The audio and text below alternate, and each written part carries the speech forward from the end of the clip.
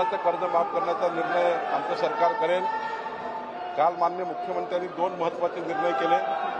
एक तर कर्जमाफी करता एक समिती तयार केली, या समितीमध्ये एक अॅनालिस्ट या ठिकाणी कर्जमाफीच्या समितीमध्ये जे 9 सदस्यीय समिती आहे, या समितीमध्ये पुढच्या एप्रिलच्या पहिल्या आठवड्यापर्यंत या समितीचा रिपोर्ट येईल आणि या समितीचा रिपोर्ट आल्यावर 3 महिन्याच्या आतमध्ये 30 जून 2026 पर्यंत कर्जमाफीबद्दलचा निर्णय घेण्यात येईल, असे या ठिकाणी आपण आंदोलनकर्त्यांना त्या ठिकाणी सांगितलं। आणि माननीय मुख्यमंत्र्यांनी आपला जो संकल्पनामा दिला होता, आमच्या महायुतीच्या 3 पक्षांनी संकल्पनामा दिला होता, तो संकल्पनामा पूर्ण करण्याच्या दृष्टीने आणि शेतकऱ्यांचं कर्जमाफ करण्याच्या दृष्टीने अत्यंत महत्त्वाचा निर्णय काल मुख्यमंत्र्यांनी घेतला।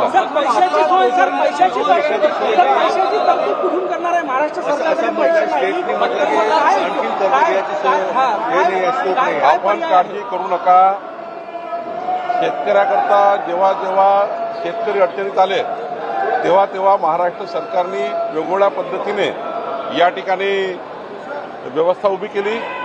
आज 32,000 कोटी रुपये जे पुरहानी करता शेतकऱ्याकरता सरकारने उभे केले, त्यातले 8,500 कोटी रुपये शेतकऱ्यांना थेट मदत आता या ठिकाणी पोहोचली।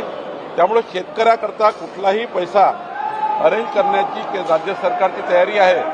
त्यामुळं काल जे महत्त्वाचे निर्णय देवेंद्र फडणवीसजींनी, आमच्या एकनाथजींनी, अजितदादांनी घेतले आहे, हे महत्त्वाचे निर्णय आहे।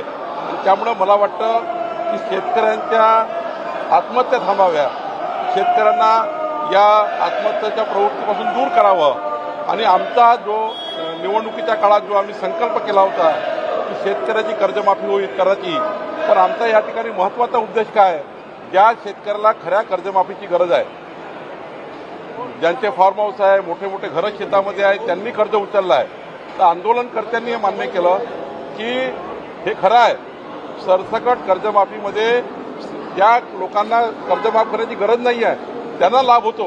त्यामुळे त्यांनी मान्य केलं की याचे निकष असले पाहिजे।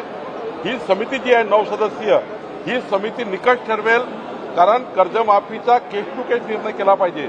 अल्प उधारकाकरता काय, अत्यल्प उधारकाकरता काय, 40 वर्ष ज्यांनी त्या ठिकाणी कर्ज घेतलं पण त्यांचं कर्ज संपत नाही पूरहानीमुळे किंवा वेगवेगळ्या व्यवस्थेच्यामुळे अडचणीमुळं, त्यामुळं त्याही शेतकऱ्यांना पहिले मदत झाली पाहिजे। एकीकडे रबी पिकाला थेट मदत शेतकऱ्यांना करणे आणि दुसरं आमच्या संकल्पनामामध्ये दिलेला वचन पूर्ण करणे, याकरता मुख्यमंत्र्यांनी काल निर्णय घेतले। आणि समितीलाही मान्य होतं की जे धनदागड्या लोकांची कर्जमाफी होऊ नये, जे अत्यंत गरीब लोक आहेत, ज्यांना त्या ठिकाणी कर्जमाफीची गरज आहे, त्यांचीच कर्जमाफी झाली पाहिजे, हाही त्या ठिकाणी मुद्दा महत्त्वाचा होता। मी वारंवार सांगितलं की हे आज ठरण्याचा काही प्रश्न येत नाही। जी समिती आहे ही 9 सदस्यीय समिती एप्रिलच्या पहिल्या आठवड्यामध्ये आम्हाला रिपोर्ट देईल। त्या रिपोर्टच्या आधारावर या राज्यातल्या शेतकऱ्याची कर्जमाफी करण्याचा निर्णय आपण घेऊ आणि त्यामध्ये जे निकष आहे ते निकष ठरवू। पण प्रश्न असा आहे की एकच मुद्द्यावर सर्वांचं एकमत आहे, कोणत्याही परिस्थितीमध्ये ज्या शेतकऱ्याला खऱ्या कर्जमाफीची गरज आहे त्या शेतकऱ्याची कर्जमाफी झाली होय। माननीय मुख्यमंत्र्यांनी ही सांगितलं की कोणत्याही परिस्थितीमध्ये 30 जून 2026 पर्यंत शेतकऱ्याकडनं बँका तगादा लावणार नाही, कुठल्याही कर्ज वसुली करता शेतकऱ्याच्या दारात जाणार नाही, शेतकरी आत्महत्येकडे जाईल असा कुठलाही प्रयोग बँकांनी करायचा नाही।